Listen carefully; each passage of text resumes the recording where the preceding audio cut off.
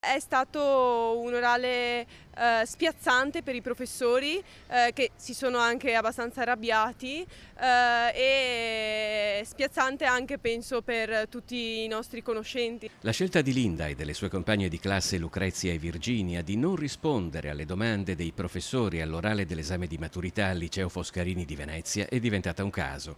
Una scelta di disobbedienza civile maturata dopo i pessimi voti ricevuti nella prova scritta di greco da quasi l'intera classe, dove solo 10 su 14 hanno raggiunto la sufficienza.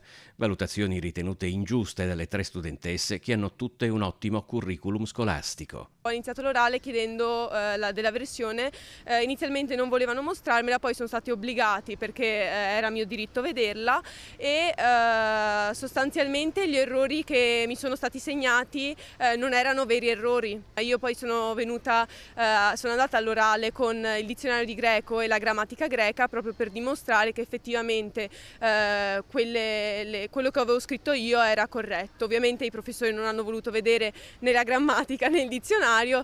Gli errori contestati nella versione dalla docente di greco, commissario esterno proveniente dal liceo Franchetti di Mestre, per come li racconta Linda, appaiono più scelte stilistiche che errori grammaticali.